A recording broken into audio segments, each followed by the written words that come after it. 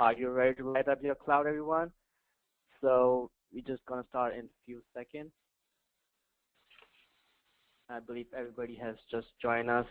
So let's get started. So are you guys ready to light up your cloud?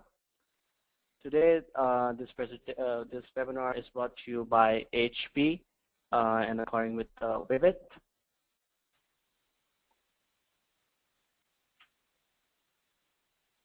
Today, webinar is hosted by me, Ali Marika. Just kind of a quick background about myself. I'm a co-Untitled Chapter of Florida of Vivid, and I've been using HP tools almost about 3+ years. And I've used HP cloud tools like with HP ALM, SaaS, where we have the repository set up in the local machine in the cloud. So very interesting today to learn more about the cloud technology by HP. Today's panelists, we have Ramachandra Vardarajan. He also like to call himself RV, and Sashi Masoor. A quick background about our panelists. RV is the Senior Director of Cloud Solution Product Management. He leads HP Software Product Management team focused on cloud solutions. He's also responsible for product strategy and vision of HP SW's cloud solutions portfolio, which includes HP Cloud Service Automation, HP Coder, HP IT Business Analytics, and HP Enterprise Maps. Before taking on the product management role, he led HP Software Kite Solutions lab organization, where he was responsible for strategy and development of cloud solutions. Prior to HP, he held executive level positions leading organizations to develop and implement distributed system management products, private and hybrid cloud products, and solutions at leading technology companies, including Intuit and Oracle. A quick background about Sashi also. He is the Director of Product Management, HP Helium, HP Software. He's responsible for strategy and roadmap of Selenium Cloud System, Selenium Eclipse, and Selenium-based solutions. He brings with him prior working experience from technology companies such as Eclipse Systems, Google, STM Microelectronics, and Sun Microsystems. He holds an MS and PhD in computer science from University of California, Santa Barbara. Just a few housekeeping items. Today's webinar is the live session and is attended for all Vivid members. The recording will be posted in the webinar session on the Vivid website, visible for all members. Additionally, today's slide deck and webinar recording will be made available to you. We will send you the link via email once they are posted to the Vivid website. If you have any question as we go along, please type and send them in using the question pane in the webinar control panel. The webinar control panel looks something like this. Here's a picture of the control panel. So if you have any question, you want to submit a question, make sure you use the question pane. Just expand that, clicking on the arrow, and just type in your question and click on send. So again, are you ready to light up your cloud? I believe we are. So I will hand this to Ari. Are you there, Arvi? Yeah, Ali, I'm here. Hi. Hi, Arvi. Thank you for presenting for today. So, Arvi, I had a question even before starting. I mean, I'm so excited right now to know more about this cloud system. So, what are the driving forces impacting businesses and enterprises IT in particular? Hey, Ali, thanks for asking this question, and also very happy to be here talking to you and the rest of the team here. So it is an exciting time, and I'm glad you said that as well. So there's lots of trends that are happening in the industry, so that we see it and we hear it through our customers and through analysts, right? So we hear a lot about the Moore's Law and what is it doing to the IT industry as such. Cloud computing, you talk about big data, you talk about Internet of Things, a lot of new technology that are happening out in the industry, and a lot of competition, hence, are able to leverage that. So what that does to business is kind of creating a climate where the business are expecting to compete against those competition and then win in the marketplace, right? So they certainly are looking for, the business are looking for faster services, like coming up from ideas all the way to kind of testing it in the market and launching new products, and be competitive in the marketplace, right? So what that does internally is putting pressure on IT to deliver services faster and at a lower cost and do more, really, right, with what they have. So it's a kind of a perfect storm, and it's only getting better and better in terms of new technologies. Well, that's exciting. Do you want to add something else, or shall we move to the next slide? Yeah, I think if there's anything else, I mean, we also have Shashi on the line, our other product line director. I mean, Shashi, if there's anything else would you want to add, feel free to jump in. Hey, thanks, Harvey. And thanks, Ali and Vivek, for hosting the webinar, and thanks everybody for participating. Great to be on the show today. No, that was a great coverage, Harvey. I think just a quick add to that would be, or rather an extension of what you just said, would be the transformation that we're seeing in the industry is phenomenal, and it's coming from two different angles, and they're converging. One is happening from the application side, and as you rightly point out, Andy, my apologies, Harvey, as you rightly point out, the application workload-driven transformations are more in terms of how do you quickly react to the business changes, how do you react quickly to the changes in the competitive landscape, which is triggering a series of transformations on the IT side. And how do we quickly provision resources? How do we repurpose resources? How do we improve efficiencies? At the end of the day, it's agility, it's total cost of ownership, and ROI. And that's what cloud is about to drive and has been driving, and gets delivered in different form factors. Those are, for example, some of our customers prefer to deploy clouds on-prem, some in a managed service setting, and a combination of these different form factors of cloud deployments. Right, very interesting, very interesting. So I want to learn more about it. So I'm moving to the next slide, and let's see what you have over here. Oh, about HP Helium portfolio. So, Shashi, can you tell me about HP Helium and how HP Helium manages for hybrid IT environment? Absolutely, Ali. So that was a perfect segue, I guess. I didn't plan for it, but it happened to be that way, which is good. From a HP Helium perspective, we are here to help our customers move further in their IT transformation or cloud transformation or data center transformation. There are all these different terms that are being used, but without getting into the jargon, I would like to be able to say, HP Helium, the objective is to be able to meet customers where they are in terms of their existing state of art in IT and application development and deployment, and take them to where they would like to be in the next 3, 5, 10 years. So be a partner to our customers in their cloud journey.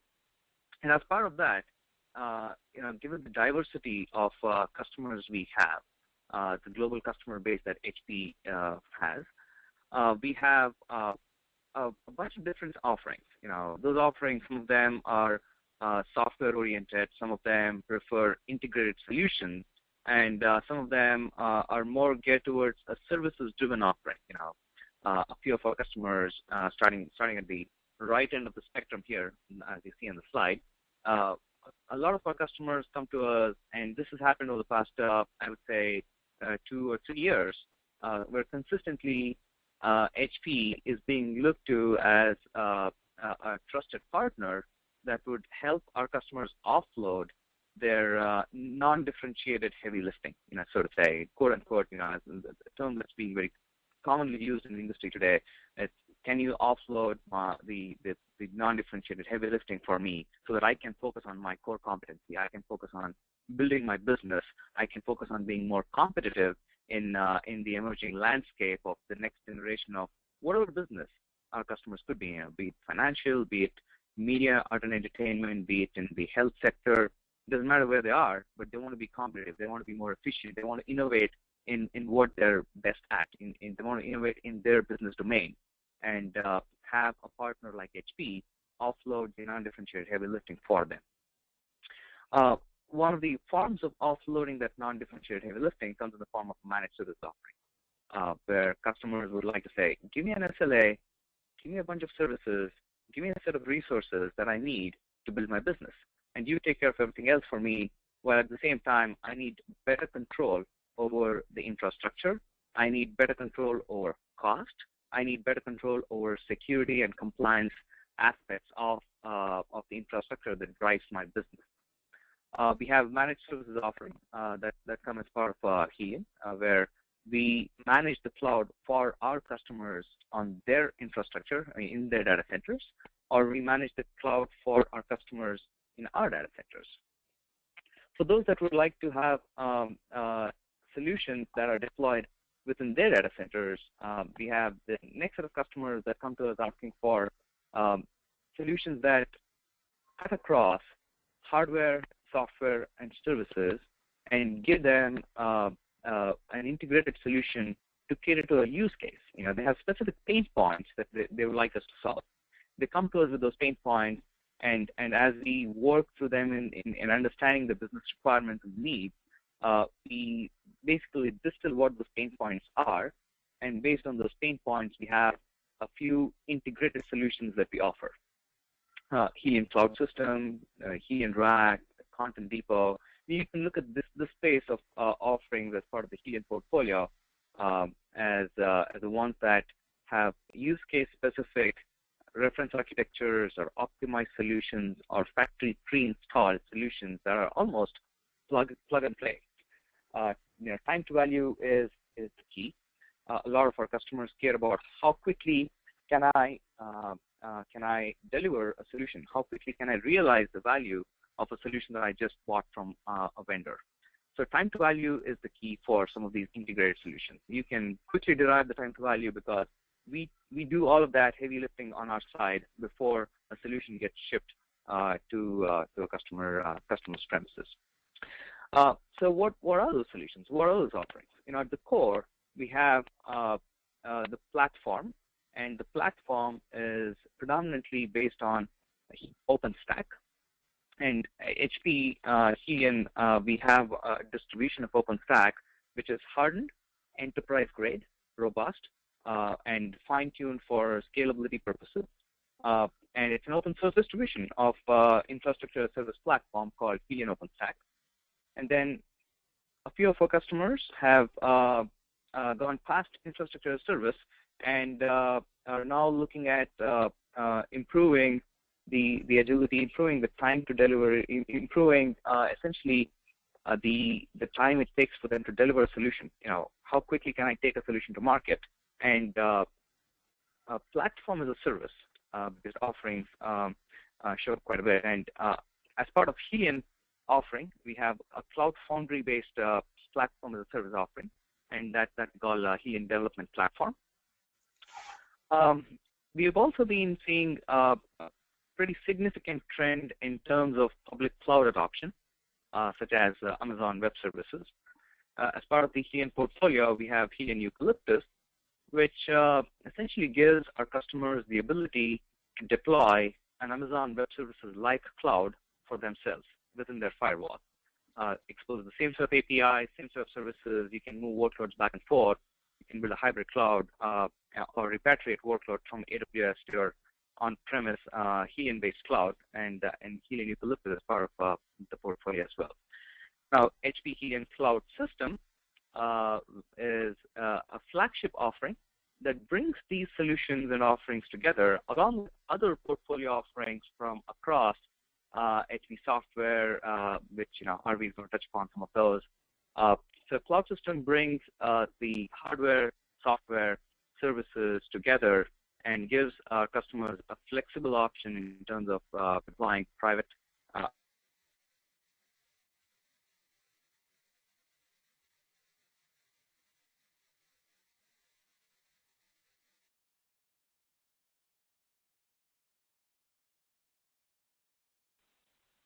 Yeah, I'm seeing a lot of questions coming up.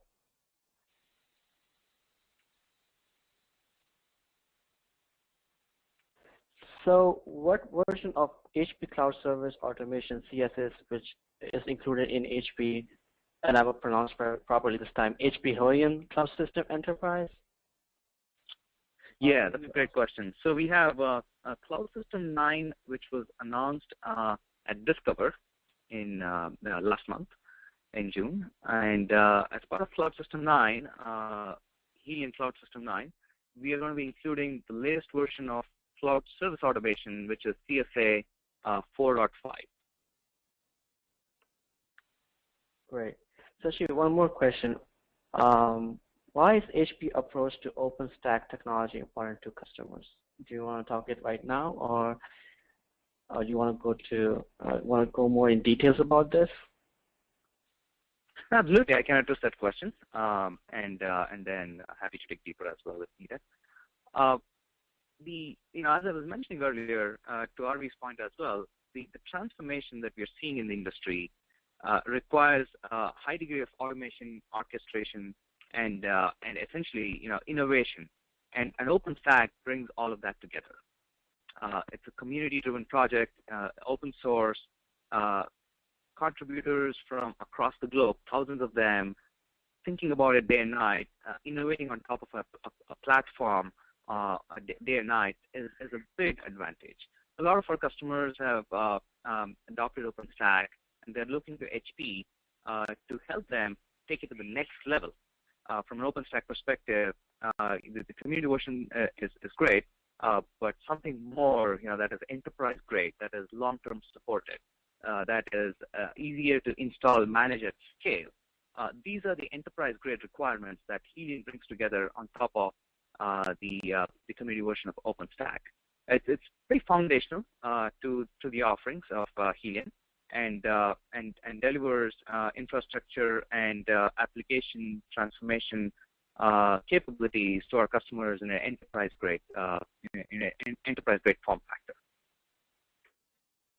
Great. That's a great information, and I've been a great fan of HP Cloud actually, using that for last year. So let's move to the next slide, and let's see if you can give us more information now the cloud system portfolio. And I also have a question on this. Earlier we saw the cloud system portfolio of optimized solutions for cloud management. Can you tell us more about it? Sashi? Absolutely, yeah. So cloud system is the flagship offering from HP Helion that brings together a bunch of different technologies focused around delivering certain use cases.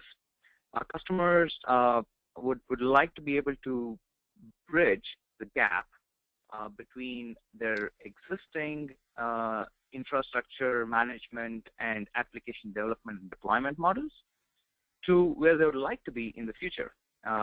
Traditional IT and cloud-native workloads are kind of the two different terminologies that we use to distinguish between the applications that are currently running in the enterprise space, and to some degree, the new cloud-native microservices, web services-based architecture, the scale-out model of applications that are now gaining popularity for all the right reasons.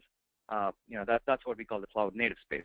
So what cloud system enables our customers is essentially the ability to leverage their existing IT infrastructure and make their journey smoother towards a cloud-native paradigm of application development and deployment. How do we do that? We do that by bringing together OpenStack technologies. We do that by providing the Helion development platform, which is the cloud foundry-based platform as a service offering. We do that by bringing together a marketplace of service catalog and a marketplace that essentially lists the set of offerings, that allows service designers to populate the marketplace and expose that marketplace to their internal customers, such that you can quickly, start deriving the value of the application stack that you'd like to deploy based on the pre-configured catalog, or for those who would like to access the APIs directly, the more of a programmatic approach towards infrastructure provisioning We expose the APIs from a Helium OpenStack or a development platform perspective. And the beauty is, we have Cloud Service Automation as the umbrella that exposes a hybrid cloud management platform on top of Helium OpenStack, Helium Development Platform, and Helium Eucalyptus, helping our customers bridge the gap between the traditional IT infrastructure as well as the cloud-native world, including those workloads that might be running in a public cloud like AWS or an Azure. So it's a one-stop shop. It's a flagship offering, and comes in different form factors. You can deploy cloud system in the form of just your software. So Cloud System Foundation, Cloud System Enterprise 9 actually runs on a wide variety of hardware. That's one of the key aspects that when we talk about cloud system, the key demand in the market and the trend that we're seeing in the market is around moving to a heterogeneous space, having no vendor lock-in, and that is what the openness, the hybridness, no vendor lock-in, and that approach is at the core of cloud system philosophy. So we support HP and non-HP hardware for the software offerings from Cloud System. We support a wide variety of hypervisors as well. You want to use it on VMware ESX, sure. You have your Red Hat shop, and you would like to deploy and reap the benefits of an enterprise-grade OpenStack distribution along with Cloud Foundry, along with a wonderful marketplace and easy-to-use service catalog with the accounting, chargeback, reporting, usage reporting, and whatnot. All of that comes packaged to you, and you want to run it on top of a Red Hat environment with KDM. Sure, you can do that as well. So that's what Cloud System delivers as a software offering. Now, we do have customers that would like to go a step further and say, not only do I need the software offering, but I want it to be in a form factor that comes bundled with hardware, so that it's almost a plug and play for me, and factory pre-installed and cloud in a box kind of an environment. It comes in at different scales, and based on what workloads they would like to run, we can also give them a choice of different kinds of hardware that would drive the infrastructure. So Cloud System Enterprise Solution is focused around providing our customers software, hardware pre-bundled if they choose to use such an offering, along with HP services that would help them in their journey of cloud all the way from design to deployment to ongoing operations and maintenance. There are more aspects to it in terms of I can get into the features and whatnot in terms of bare metal provisioning to HP OneView and the matrix operating environment. That's where a lot of our customers are today, and how we accommodate that as well as our system. It's simple at the same time, caters to a bunch of different use cases. So Cloud System 9 is, looking forward to the launch of the product that's going to happen sometime late August, early September, or mid-September. Well, we are also looking forward for that. Great information. I just want to move to the next slide and learn more about this cloud system. And you know what? I mean, I'm sorry I have to ask you so many questions, but this is so much interesting and informatic that I just want to learn this more, and the audience wants to learn about this also. So Sashi, can you tell us more about the Cloud System Enterprise SW virtual appliance, and what job does it address to? Absolutely, yeah. So, as I mentioned, the form factor in which our offerings get delivered is pretty key to a lot of our customers. All of this, you can look at this as tying back to the original objective, which is how can I shrink the time to market, right? Essentially, being able to derive the value of an offering really quickly, so that I can actually start seeing the impact an offering from HP has on my business. So that if I'm a CIO, that's going to be at the top of mind for me. I implement a solution. How quickly can I actually start seeing the business outcome, go in a positive direction? The virtual form factor, the virtual appliance, is a step towards that. those that would like to quickly deploy in the form of virtual machines, and have the management plane have a much smaller footprint, while at the same time be as feature-rich as any other deployment model, and be as highly available and reliable and scalable as any other deployment model. That's what Cloud System Enterprise Software Virtual Appliance tries to deliver. And as part of that, the virtual appliances include Helium Openstack, Helium Development Platform, Cloud Service Automation, which I think RV is going to dig a little deeper into.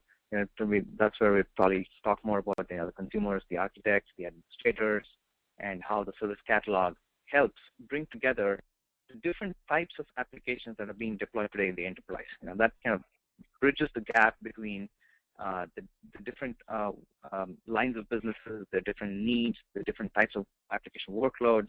All of that coming together as a service catalog allows the central IT team to still continue doing the business as they have in the past, but in a much more efficient way, and gives them the ability to cater to the needs of the next generation of application developers.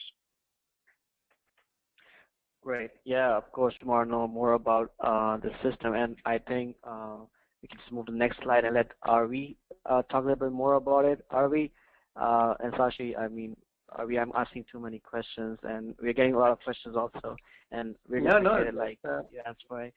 So RV, I think now, yeah, it's really interesting. And before you talk about this on this slide, just have a quick question that HP Cloud Service Automation is the engine that powers Cloud System Enterprise SW. Can you elaborate further on this cloud management platform software, please? Sure, absolutely, Ali. Now, we love the questions, actually. This is the best way to kind of get engaged with us, right? So to kind of know how we really can help you solve the problems. So taking it a little bit further, what kind of Shashi was talking about, so our portfolio of Helion, one of the flagship products of that portfolio is the Cloud System Enterprise. And kind of you saw that earlier, what constitute our Cloud System Enterprise. One of the core components of our Cloud System Enterprise solution, of course, we build on top of open source innovation, which is like Openstack, right? But on top of it, we have our crown jewels IP, which is from HP, which is what we call as the Cloud Service Automation. That's what you're seeing here. This is just a little bit for those folks in the audience that are techie folks, right? So I'm sure there are some of them. And kind of to explain to you a little bit more about what is Cloud Service Automation and how does it kind of fit together in a bigger picture, right? So let me help you walk through a little bit from bottom up here, so it kind of would make sense. So if you look at it from the bottom, it is the infrastructure that we talked about, and this infrastructure, think of this as your compute or storage or network or any type of infrastructure. Either you buy it from HP or you buy it from other vendors, such as could be like the Dell or other servers, or it could be some high-end servers from HP itself, right? So it could be this heterogeneous infrastructure that's out there. And then on top of it, what we're talking about is this open and heterogeneous architecture where you can bring in the technologies. On the left side, what you're seeing is some of this is like infrastructure software, which is such as like VMware could be, or hypervisor, or it could be any type of hypervisor, is it from Microsoft, or else it could be KVM. So that's kind of the heterogeneous aspect of it. Or you could use container technologies, right? So I'm sure many of you are getting exposed into. Sorry about that. That's fine. This is it's an infrastructure. It's not just about the service, right? It could be something like the Docker containers or CoreOS. So there is a new revolution that is happening. If you're probably part of the Silicon Valley tied up closer, probably you're hitting it quite more. In the last year and a half, there's a whole lot of more innovation that is coming along on this Docker and Kubernetes and from the container technology, how we can leverage that, right? So that is also a core component that we could leverage within our Cloud Service Automation framework, right? So those are some of the different types of components that you can bring in. Or you can bring in application level components, the one you're seeing kind of a little bit to the middle, such as Puppet or Chef, or any of those kind of technologies, right? So these are like recipes and things of that nature, which potentially some of you might already be using it, or maybe some of your developers may be using it. kind of leveraging that investment and work that has been done by those folks into this so that you don't need to kind of go back and kind of reinvent the wheel. So you take those recipes and you take those scripts from Puppet and make them as a competent and first-class citizen in your cloud management solution, right? So we can do that as well. And the last not but the least, but you can also then look at solutions from outside of your solutions, such as like AWS or public clouds, such as AWS or Azure, or even SaaS providers, right? So you can think of this as a Google as a SaaS provider, or it could be like Workday or NetSuite, any of these kind of things. So the point is, if you're able to bring in infrastructure or applications or any other type of SaaS applications on-prem or on the cloud, you can bring all these together and we create a service design and what we call as the model in which we can compose a service out of that. And then we are able to deliver that to our customers. So here, what you're seeing here, the blue box, a little bit on the top, which kind of encompasses all those small components. I know it's a little bit busy slide here. I'm sure for the technical guys, you would love it. But for those for on the business side, you might kind of find it a little bit more detailed there. But for you to key takeaway here, now you look at from the top, there are two pieces here, the two entry points. One on the left is the consumer marketplace, where you can come in and make IT as a self-service. So where you can come in and you request for a particular service. It could be a dev environments or test environments or production environments. And these environments could be as simple as just give me a VM, all the way to a complex multi-tier rack environment, right? So, or a multi-tier full application systems with a rack as a component. So this could be something you can request it, and it is not just about provisioning it, but also about lifecycle management of it, such as patching it, monitoring it, and do decommissioning of that over a period of time, right? Including backup and disaster recovery of that. So those are the things that you could expose it to your customers meaning IT exposing it to service line of business, or when you're a service provider, if you're one of your customers or listening, could be service providers, you could then make it your business to expose this to your end customers, right? So that's what we call it as the service marketplace. On the right side, what you're seeing at the top is the administration console. This is where traditionally the IT logs into this portal and manages the infrastructure that all I was talking about earlier, right? So you have to take this infrastructure, either it's platform or applications or services, composing all of them and designing them and putting prices on top of it, creating organizations and attaching roles and responsibilities for the people who has got access and all that good stuff that traditionally is done on the IT side, that happens in this space, right? So this all happens on an open and heterogeneous framework. So you could have potentially different hypervisors on-prem or off-prem. You could potentially use different kind of OSS, bare metal or virtualization or containers. So these are all the choices that we provide you, right? So that's the key takeaway. For all, there's one thing I want you guys to take away is this is an open architecture, innovative, and a leading private cloud solution, which kind of gives you a choice. Okay.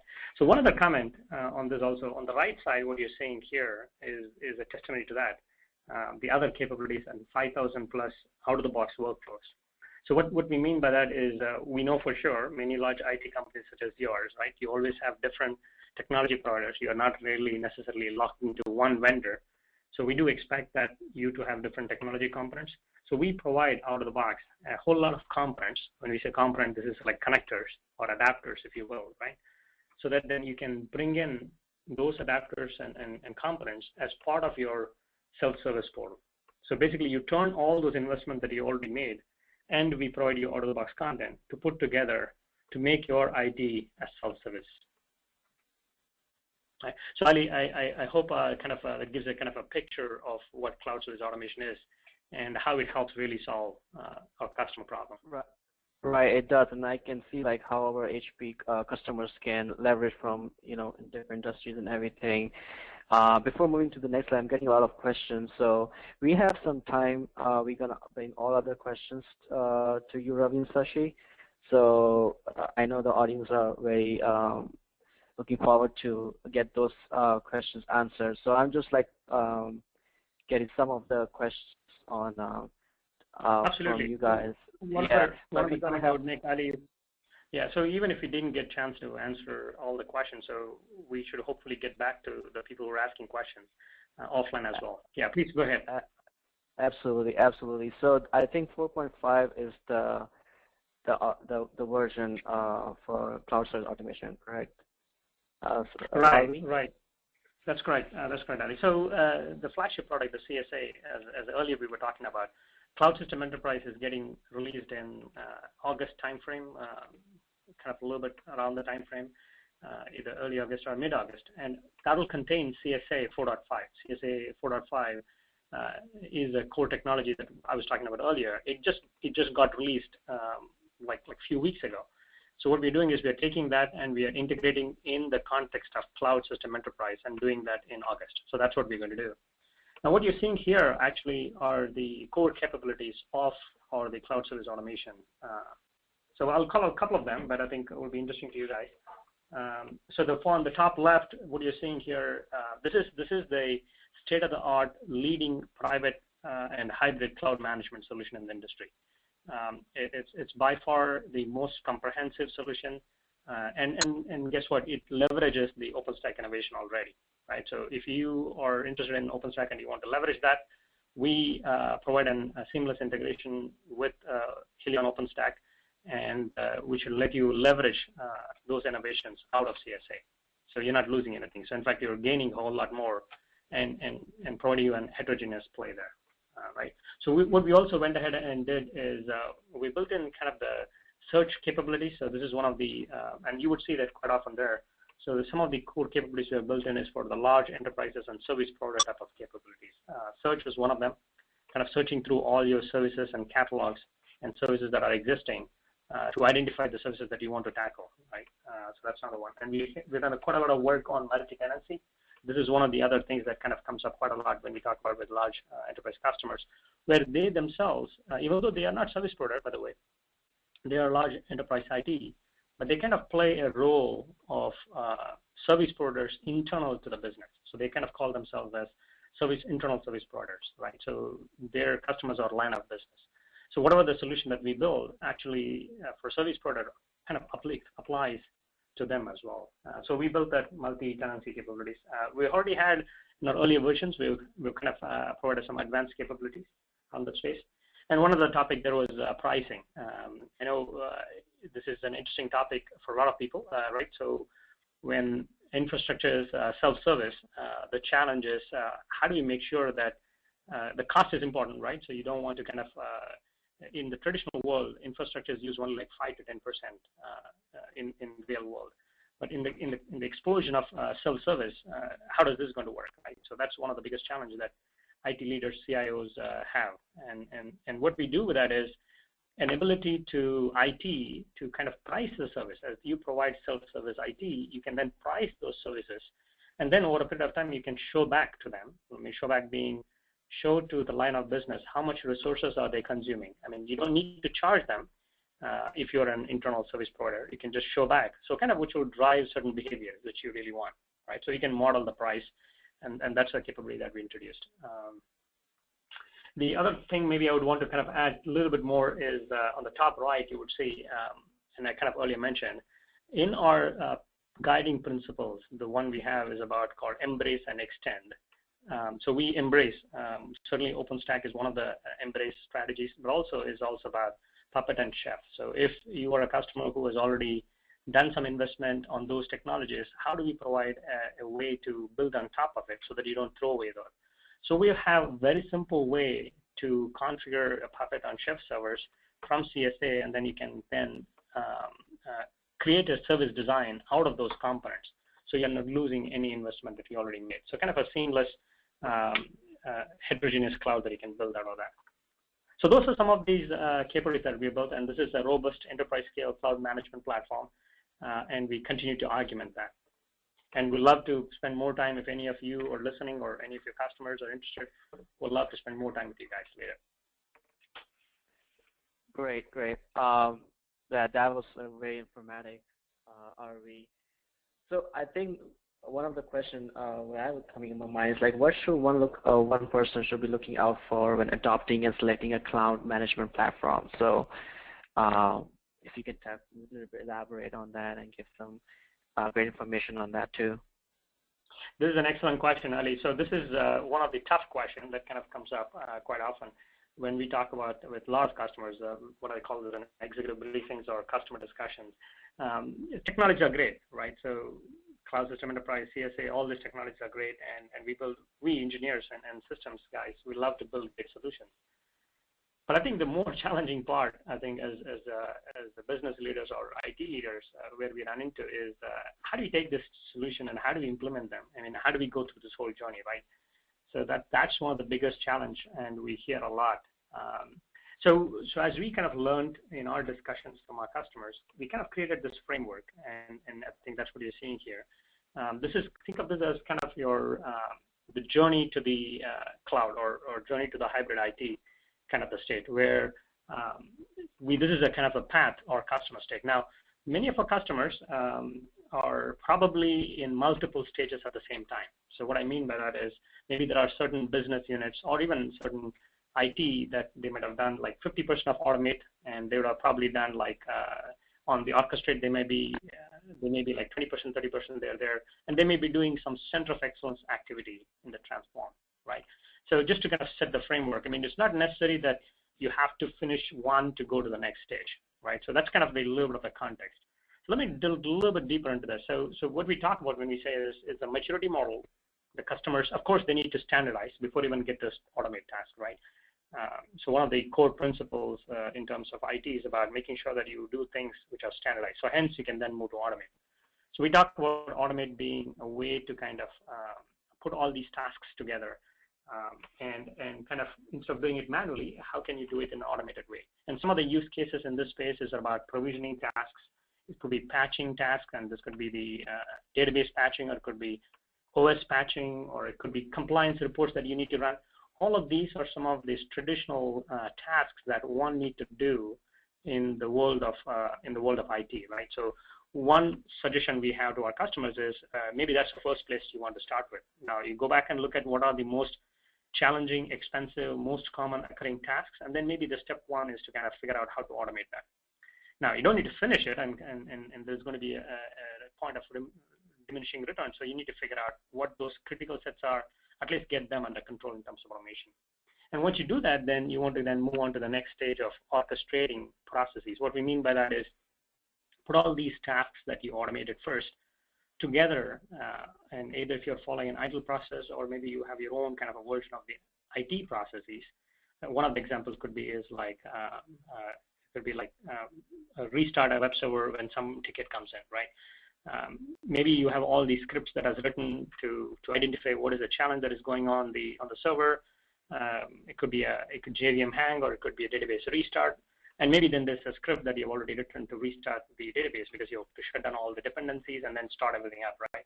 So maybe that you already have done in the kind of the automate phase. So in the orchestrate phase, basically what you're trying to do is put all these things which you do automatically, and then define a process and then kind of execute that process whenever that request comes in, right? So that's kind of what we talk about. Again, you might want to identify what are the most important processes that you need to automate. Maybe one of the factors is how often that process is getting called or invoked, or is it more error prone, right? Certain tasks like you want to do every month, you want to do a disaster recovery testing because it never gets done, right, until you're really disaster strike. So you might want to automate those kind of processes which you never get to. So that'll be the stage 2. And then the stage 3 is more about, now that you have some of these processes automated, then turn them into self-service. I mean, why do you have to wait for some tickets to be logged? And then there are a lot of white spaces in between a ticket getting logged and a process get kicked off and then the ticket get closed. Is there a way then to turn these kind of processes into kind of self-service? And this could be like request for development environments, request for restarts, request for database restarts, request for backups, request for patching, request for, so the list goes on and on and on. So basically, again, from a business point of view, you want to find out what is the most common, most valuable process that needs to be then turned into self-service, which your customer would like to have, right? So this is a kind of a framework that we put together, and it really resonates really well. And this could be like building a private, what you're seeing here, what we call out certain use cases under each of these stages, which seems to resonate to our customers, right? So this is one approach, and we seem to, we've been talking to our customers for a while, and we kind of gravitated towards this framework, and we tested this, and it really works. Love you guys to provide us feedback as well. Absolutely, absolutely. Yeah. So, Sashi, before you, Sashi, I have a question, and I know you did a quick introduction about HP Cloud and everything. I'm hearing like these concerns that cloud adoption can be quite daunting. So, what you can advise to the customers who are having HP clouds or other clouds? Indeed. I think the transformation is, depending on how you look at it, you can approach this from two different angles. One is from the application side, the other one is from the infrastructure side, but they're actually very related, very intricately tied to each other. So one of the key things that we recommend, and as we work with our global customers, one of the key things that we recommend is for customers to identify what success means to them, to their business. What are this? When we say a cloud deployment is successful, we need to be able to define what the success criteria look like. So that's probably the first step. When we get to that phase, it's typically about, we can automate, we can orchestrate, we can re-architect some of the applications from scale up to a scale out model. We can rewrite some of those applications in a cloud native way. But typically, starting with what success means, what are we trying to achieve, has always paid off. That's a sure shot way to take something that looks daunting at the get-go and break it down into smaller milestones that we can achieve. And celebrate quick success is going to be very important as we move through our cloud transformation journeys. And it's also important to realize that as a customer moves from bare metal to virtualization to using containers and having these different silos of infrastructure to manage different types of applications or to cater to different application needs, it's going to be important for us to figure out, what the application workloads needs are. I think starting from the application, like top down, has always paid much better results. And to Arvi's earlier point, it starts with the catalog. It starts with understanding of what the service designs look like. It starts with an understanding of who the end consumers are for these applications. Do these applications need to be deployed at a global scale? Do they need to have a content distribution network? Because most of your consumers of the application are going to be globally distributed and accessing the application through some kind of a smartphone or a handheld device. Understanding the needs. Is it more like a big database workload? Do you need Oracle RAC in the back end? What kind of hardware do you need for that? So understanding the workload characteristics, understanding the needs of these workloads, and understanding the infrastructure requirements for these workloads will be a big step forward.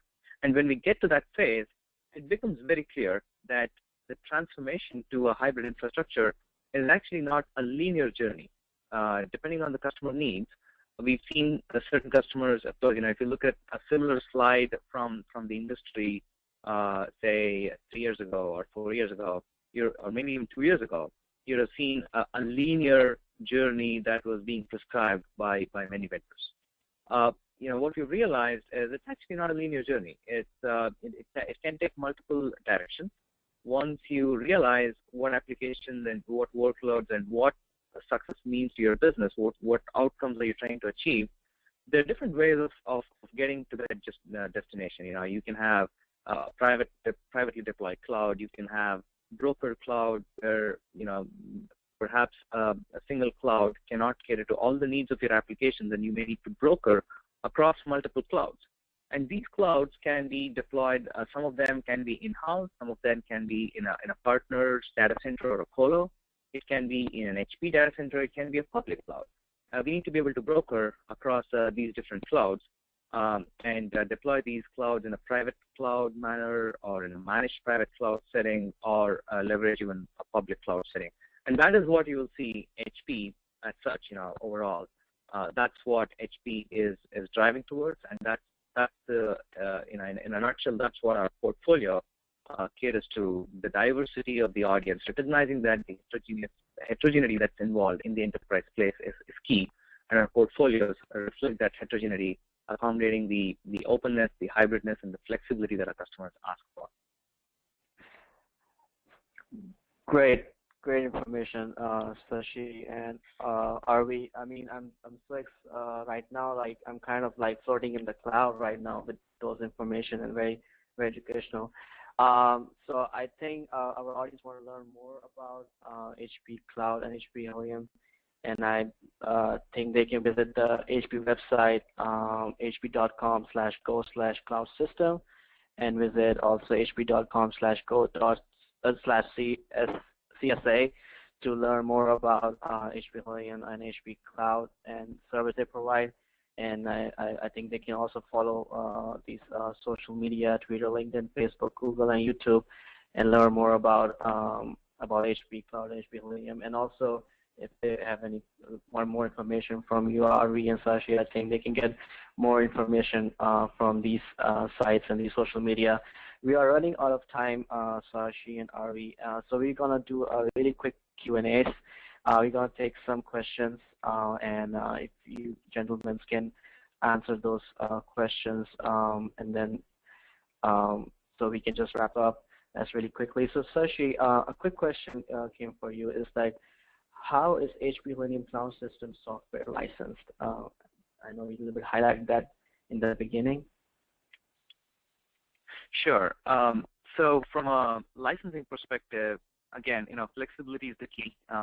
Different customers have different needs, and we cater to those needs by offering a cloud system in two different licensing models. One is a perpetual per server license model, which essentially looks at the number of physical servers you have and in your environment, and offers those licenses for cloud systems. We also have an operating system instance-based licensing model. It's called the OSI licensing model, where essentially you start looking at the number of instances that are being managed as part of cloud system, and you can purchase as many licenses as you need in terms of how many operating system instances you would be managing as part of cloud system deployment. So these are two different deployment models or licensing models that you have. OSI and named physical server licensing model. Great. I will take one more question, and this goes to you, Ari. What version of HP Cloud Service Automation is included in HP Helium Cloud System Enterprise? If you can briefly highlight some more points on that. Yeah, sure. The version right now, what we have is the current version. What we out there is version 4.1 as part of our Cloud System Enterprise. That's the version out there. Like Shashi was mentioning earlier, so we're going to take our latest version of our CSA 4.5, which got released like a week ago. We're going to integrate that and provide out-of-the-box kind of an experience in our August release with the Cloud System Enterprise. That's version 9. So that's our plan. Great. I have one more question, Ari, for you. So how does HP Helium Cloud System 9.0 leverages the use of HP Cloud Service Automation 4.5? Right. So if you kind of think about this a little bit one step back, we kind of touched on it earlier, but maybe I think it will, if you look at this a little bit of a bigger picture, Cloud System Enterprise is our way to provide a great time to value for our customers. Right, so time to value is one of the biggest challenges in if you're an Openstack, you've learned anything about Openstack, if you've used it, or if you've used other technologies from other providers, and even you look at the cloud management platform in general, right? So getting all this set up and making it all run and delivering value to the business is one of the biggest challenge. Cloud System Enterprise exactly solves that particular problem. Right? So it brings all these great innovation, cool technologies together and deliver that to you in a very simple time to value format. So that's the whole big purpose of it. So Cloud System Enterprise is an appliance, and as earlier we talked about, and it actually includes all these technologies like OpenStack plus the cloud service automation. And it actually provides a comprehensive cloud management platform to our customers, which is heterogeneous and open. Oh, great. Awesome, RV, Sashi. Thank you for that great presentation. It was very informative. We are running out of time, so we have a lot of questions over here. So what we're going to do is that, audience, we're going to send these questions of yours to RV and Sashi, and they can reply back via email. RV, Sashi, and their team can do that. Is that something people want to learn more about this service and how they can leverage using HP Cloud? So again, thank you very much, RV, Sashi, for the great presentation. It was very informative. Very educational. I mean, I was kind of like moved to know like how much HP has is providing, and HP customers can leverage from HP Cloud and their service. And so I know there are big data conferences coming up in 2015, August 10, 13, which it will be in our historical downtown Boston. Which if member members can click on this unique link and can register for that conference, the HP Big Data, which will be on August 10th and 13th. Before we end this webinar, just again, I want to thank you, Ari and Sashi, for your great time, and thank you for presenting today, and which really helped us understand how HP Cloud and Helium has been booming and increasing in the market. So at the end, thank you everyone for attending the webinar. Today's webinar, as I said before, is recorded, and the slides and the recording will be shared with all the different members. Please be sure to complete the short survey after the webinar ends, and subscribe to receive more information from HP Software. Again, just a reminder that the webinar recording and slide deck will be posted on the Vivid website. In the next few days, you will receive an email with those links. Again, thank you, Arvi, Sashi, for this great presentation, and thank you everyone for being attending this webinar. Have a great day. Thanks, Ali. Thanks, everybody.